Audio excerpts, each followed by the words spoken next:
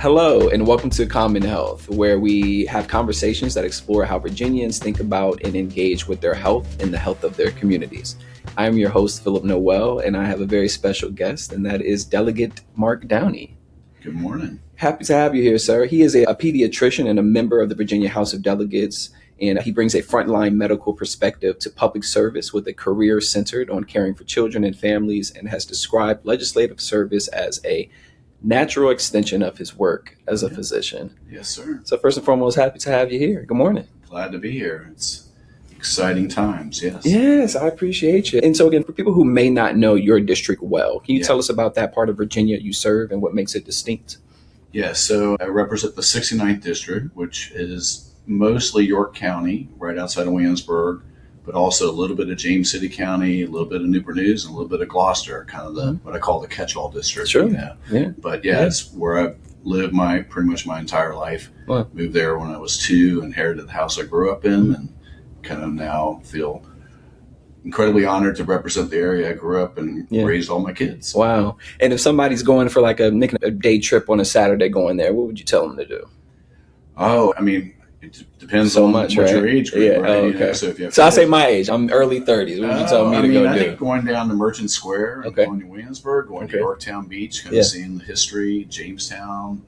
It's called the Historical Triangle for an important reason. We have a lot of the foundation of our country there, foundation of after the Revolutionary War, the Battle of Yorktown. So for those that are history buffs, it's a wonderful place. But then if you have kids, you bring it along, there's lots of options with, again, just walking around Colonial Williamsburg, but also going to Busch Gardens, Water Country, Greatwood. I mean, all those places. It's a great venue for families as well as those that want to learn more about the history of our country. I love it. That's a great pitch for the 69th district. I love that. And it's the 250th anniversary. So it's a lot of things going on this summer. So. Yes.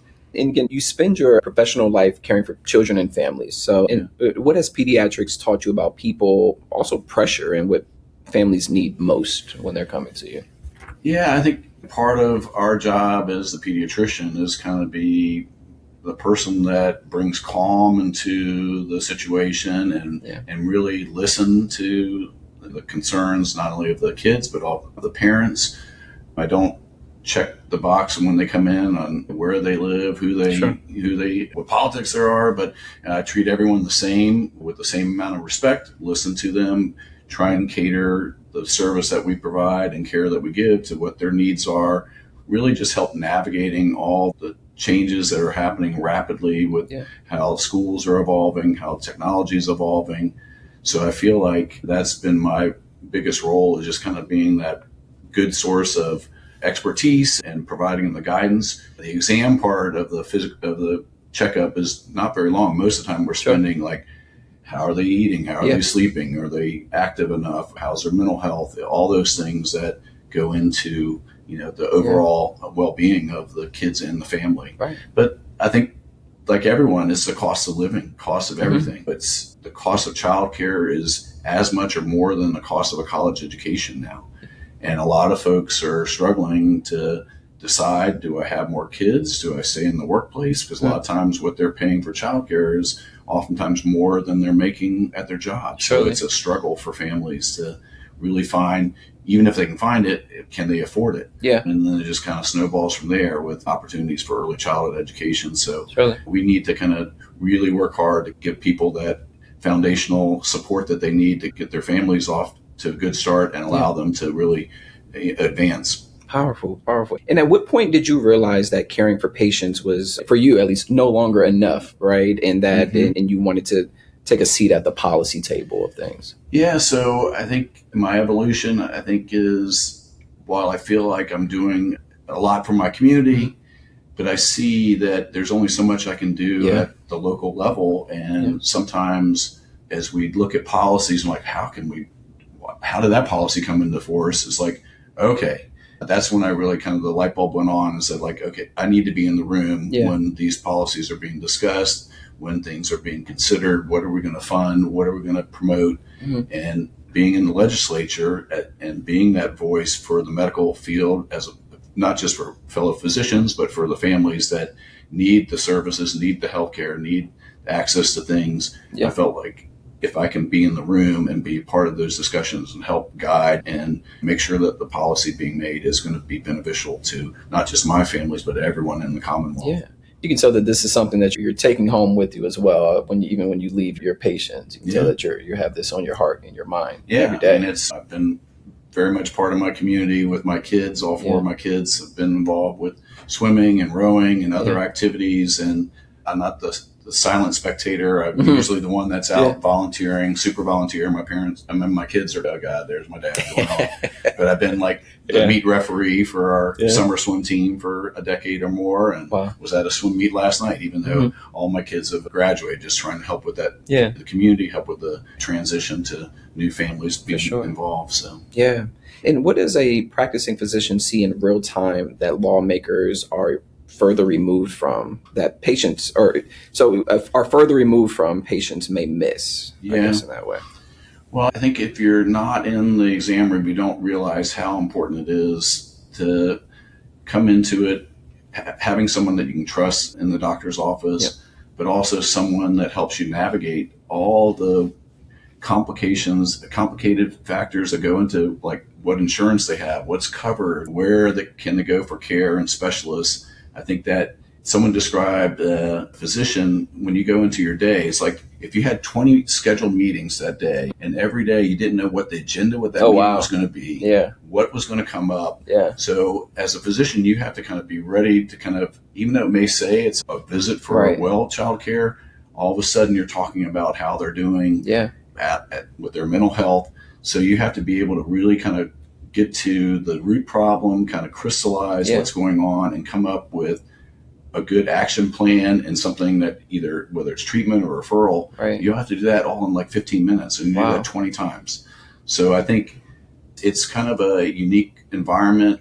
And I think the more we can get policies that let the doctor and the patients kind of get that care provided to them without any bureaucratic hurdles or any barriers. That's what I see as my role as a legislator, is like bringing that knowledge of what's happening in there. Like, we don't need to, I don't want my parents to have to worry about whether or not the insurance is going to cover it or not. I want to provide them the care that their kid needs without having undue burden, whether it's financial or having to go 3 hours away to get care. And do you feel like your colleagues there on the policy side of things have a good level of understanding of that piece? But I'm able to kind of bring it down to the more kind of personal level. Like, how is this going to affect the day-to-day livelihood of the physicians and nurses and staff that are providing the care, but also how it impacts the families. And sometimes my role is, we need to make sure legislators stay out of the exam room. Like the policies. So I would say sometimes when I was campaigning, it was like, I want to be physician to become a politician, to make sure politicians stay out of the physician's way and not in the patient relationship. We don't need a legislator in the rooms. Some of the ads that show like the legislator sitting in the back while the parents are talking to the doctor at their power. We don't need legislators in the exam room. And you're still practicing. Actively. So what's that balance been like?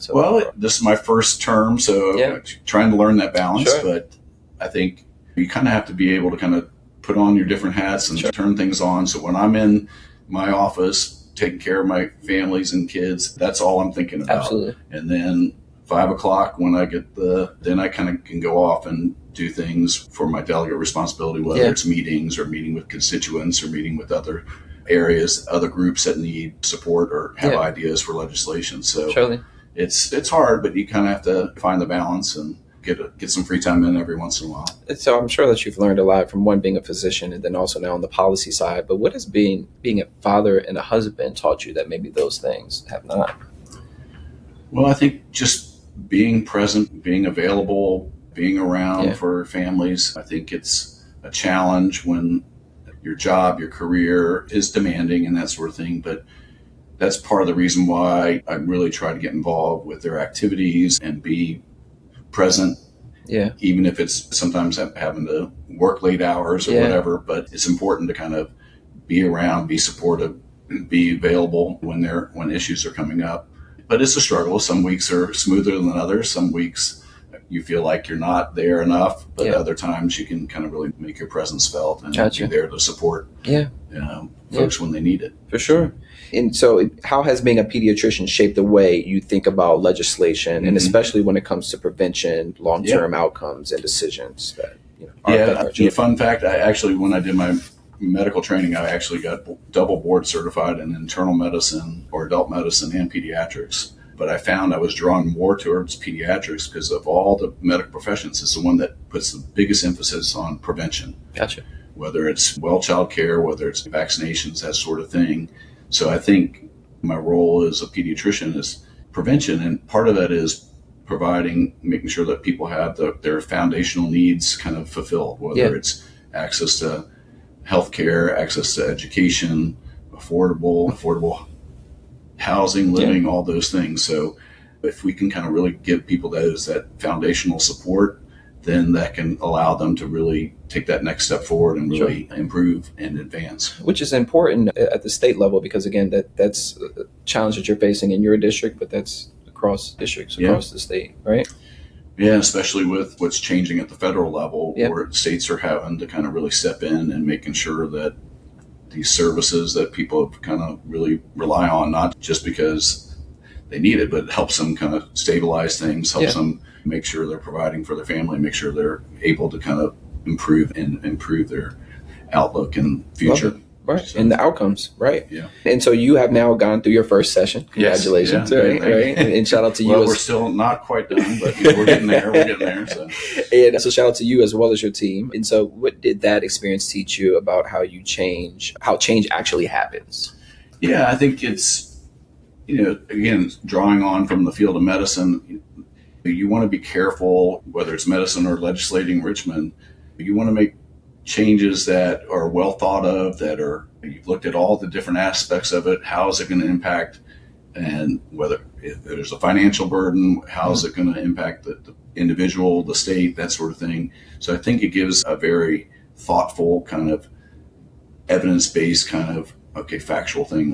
How are we going to implement this in an effective way that's going to benefit the most people? Yeah. And for some that can be frustrating because we all like to wave a magic wand and make big changes and that sort of thing, but there's so many different pieces to it. And same thing in medicine. We want to make sure that whatever changes we make in care, we're not going to have unexpected consequences. Sure. Similar with legislating, we want to make sure that what gets finally across the line has really been vetted from all different aspects, and it's going to really benefit the most people and have the least impact going forward. So like a high level of discernment needed for that, right? So I think that being a physician kind of helped prepare me for that as well. Gotcha. Incremental change is still positive, and we just kind of keep moving the needle, keep moving forward. Yeah. Keeping at it. And what surprised you most about the legislature once you were inside of it? Even if that's maybe like your first week or first month. Yeah, I think it's when you get out there and they talk about like the first morning hour, second morning hour, third morning hour, fourth morning hour, like the schedule of the day on the floor. I thought we were going to be there for 4 hours every day, right? Because it's, that's logical, my logical brain. Yeah. But some days you're there for 45 minutes. Okay. And other days you're there till 8 o'clock at night. You know? So I think that just the structure is a little bit different. But I think once you kind of get settled in and see how things are move through the House and that sort of thing, watching how other legislators present themselves, present their bills, learning a lot just from observing and watching. Yeah. And a lot of them are very helpful in giving you tips and advice on how to navigate things. So it's a steep learning curve, but again, not to beat it, I kind of used to that in medicine. It's like medicine, okay, here's 800 pages of information, you need to know this in 4 weeks. Wow. So even though the General Assembly is not a very long session, I'm used to kind of, again, processing a lot of information and quickly and coming up with good summary of how it's going to impact things. Yeah. And so that speaks to the surprise piece, but maybe what is also something that is exactly how maybe you thought it was before you got in there? Well, I think just knowing that there's always going to be a handful of bills that are going to take up most of the conversation. Surely. And I think was to be expected because they're very impactful and are kind of more at the edge of what people consider a big change. Gotcha. Whether it's collective bargaining, whether it's minimum wage, those are things that are going to impact everyone. So, Yeah. Yeah. And what issues feel most urgent to you as a legislator because of what you have seen firsthand, even as a doctor? Well, I think kind of my North Star going into this, I want to see everyone in the Commonwealth have access to quality, affordable health care. Yeah. And I think that is, again, it's one of those foundational needs. If you've ever been sick or if you've ever had a toothache, you can't think about a lot of other things until you get that medical issue kind of taken care of. And I think I would love to be at a point, again, North Star waving a magic wand, where no one has to worry about when they go to the doctor whether or not they're going to have health care provided for that. So it's a going to be a long process. But again, I think to me, that is, from a medical doctor, I mean, if we don't take care of our constituents and everyone in the state, a lot of these things that we talk about are not going to be as impactful or meaningful. People are just struggling to get by. And so your peers, knowing your profession that you do in the doctoral space, are they coming to you for additional context? Okay, so tell me a little bit about that. Yeah, I mean, some of it is just kind of what is the bill trying to address? What is this policy going to do? What is this, whether it's taking care of how we take care of our sickle cell patients and that sort of thing, what those fine details are. Basically, is this something that's going to benefit the health care profession or the individual? So a lot of people would kind of, on our conference calls and stuff like that, as we're reviewing bills for the Health and Human Services Committee, would be like, what's your take on this? And I would be able to kind of share how, if it's helpful, not helpful, this is not the way we need to go. So I was able to blend that expertise, not necessarily dictate how we kind of do it all, but at least give some background. Okay, this is what's involved and how it's going to impact people. Yeah. I would think it would be kind of scary to not have someone on there that has that level of expertise, right? Yeah. And so as you look ahead to the next sessions, where do you want to build the most momentum? So again, thinking forward, like what's something now in your mind you want to push? Yeah, so I think we already started kind of addressing things this year, but as we see kind of changes happening from the federal changes through HR 1 to the Affordable Care Act kind of subsidies, how the changes to Medicaid expansion, work requirements, and the having to sign up every 6 months to stay qualified on Medicaid, working with all the wonderful departments at the state to make sure that we don't lose people and have people not have healthcare coverage. I think as we see more of the impacts, we're going to have to really kind of probably step in at the state level to make sure that those folks that aren't having access, that we provide some sort of safety net, some sort of way that they can stay on insurance. So I think that's going to take up a lot of the conversation. Not just that, but how it impacts our rural health systems, how we're going to make sure that physicians and health professionals across the Commonwealth are going to be able to get the care, and how can we make our safety net more robust at the state level. And you've mentioned a couple of them already throughout this interview, but when you're speaking with your constituents, like what's top of mind to them right now? I think it's no surprise. It's just everything is costing more. Just the everyday things. So I think it's affordability, but it's also concern about, are we putting the right emphasis on the right things? It seems like we're getting away from supporting those foundational needs of people, and people are kind of losing sight that we need to make sure that we build a good foundation, good support system for folks, and then work on additional things. So raising the minimum wage, getting paid sick leave, paid family medical leave, those are going to be game changers. I know they're not coming in all at the same time, but when I see families, when I see moms after having a baby going back to work at 6 weeks because they can't afford to take 3 months off, they can't afford not to have a paycheck for 3 months, that family medical leave is going to be a game changer for those, not just financially, but also allow those families and moms and dads to really bond with their kids. And that's just going to, again, snowball forward where they're going to be healthier and feel more supportive, and the kids are going to have a better start. The families are going to have a better start. Very holistic approach there with that. And how do the roles of doctor and legislator sharpen each other, and where possibly do they create tension, if at all? Well, I think as far as like working together, I think being able to give that lived experience as we're coming up with policy decisions as a physician being in the medical field, how this is going to impact things is really where it can allow the legislature and the doctor to kind of really work together. Yeah. I think where it gets sticky with everything is when it comes down to where the money goes, how our hospitals reimburse, how our doctors reimburse. That's where there can be some differences of opinion. Surely. Of course, with the thing that kind of took up a little bit of a conversation at the end was talking about the medical malpractice cap and how that impacts not just the individuals that need that have those cases, but how's that going to impact the physician workforce? Sure. If the cap goes up, Yeah. premiums go up, just like with anything. Yeah. Are people going to look to not come to Virginia to work as a health professionals? Or are they going to, where is that, how that impacts? So I think that's where I was able to provide that context. Like, yeah, okay, yeah, we want to take care of the individuals that have been medically harmed, but we also want to make sure that we have the physicians and support systems around to make sure that we provide the care for people when they need it. So, yeah, but you bring up a great point, and we've spoke mostly about your interaction with the patients, right, within your work. Yeah. But how would you describe just the current state of the workforce in health right now? Well, I think even before the pandemic, we were facing shortages across the board, whether it's primary care, whether it's nursing workforce, whether it's support services. Mental health care has been always under-sourced as far as the number of providers needed. And we saw that accelerate during the pandemic. Yeah. A lot of folks who were thinking retirement or close to retirement are like, okay, this is the time. Sure. It's just the stress of that. And we're seeing some improvement and rebound as new people come into that. Right. I mean, healthcare is one of the more reliable sources of jobs and that sort of thing, even in recessions.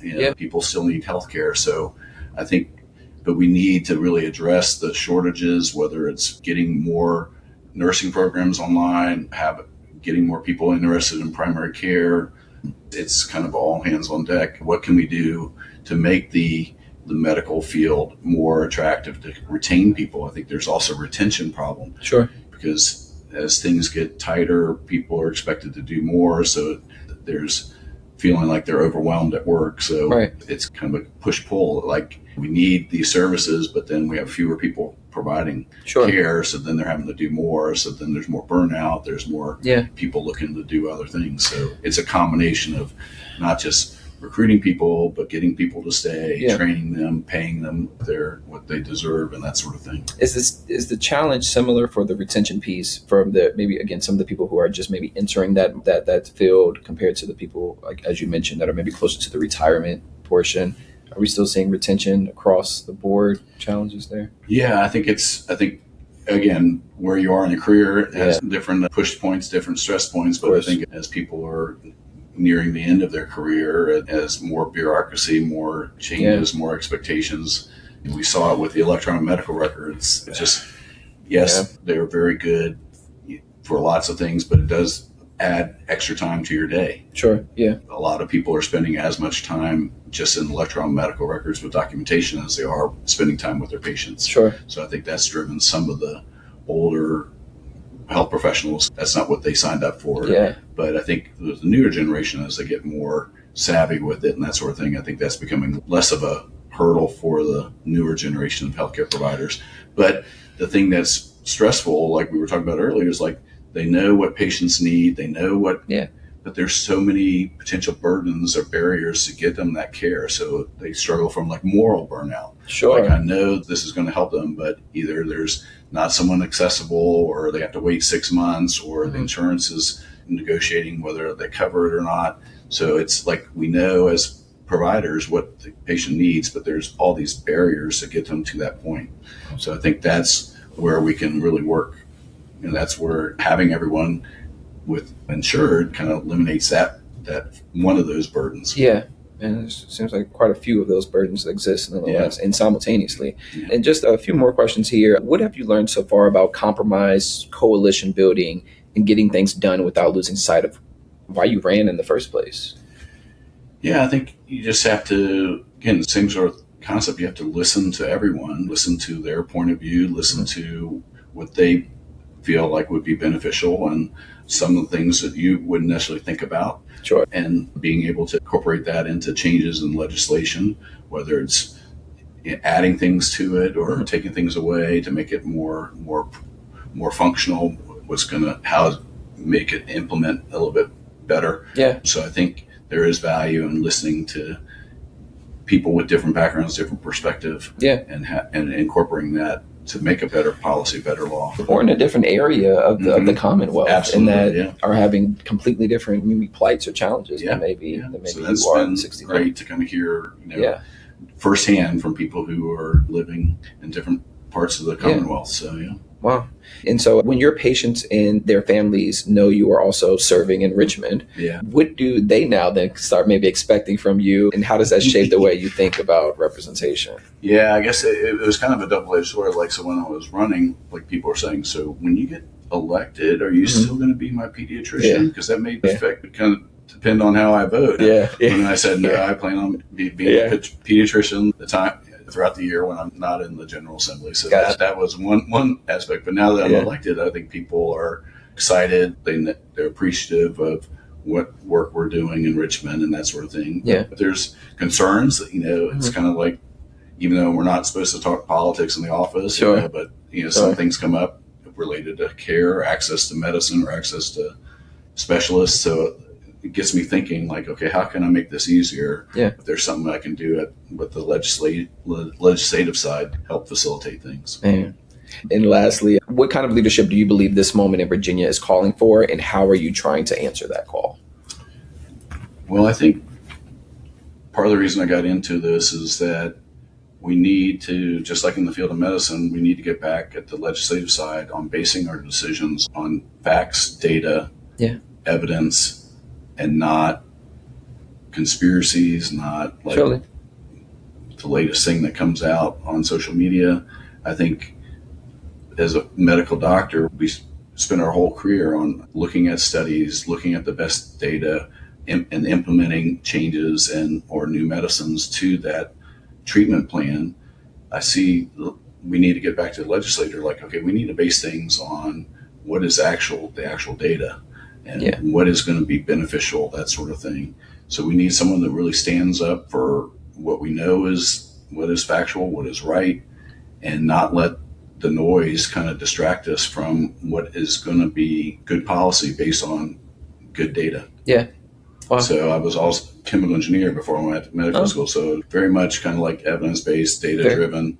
That's where you end up being able to benefit the most people with the least amount of kind of repercussions. And bringing that diagnosis mentality to the my office staff, when we have stuff going on in the office, I always bring out and do like a little flow diagram. Okay, how do we get from here? Get this problem here, yes, no, and then go from there. So I see legislating kind of very similar. Wow. Well, thank you, Delegate, for the time here. This is a very important conversation. And thank you for all the listeners and viewers for listening to CommonHealth. And thank you for taking the time, and look forward to seeing you again soon. Thank you. Yeah, thank you very much.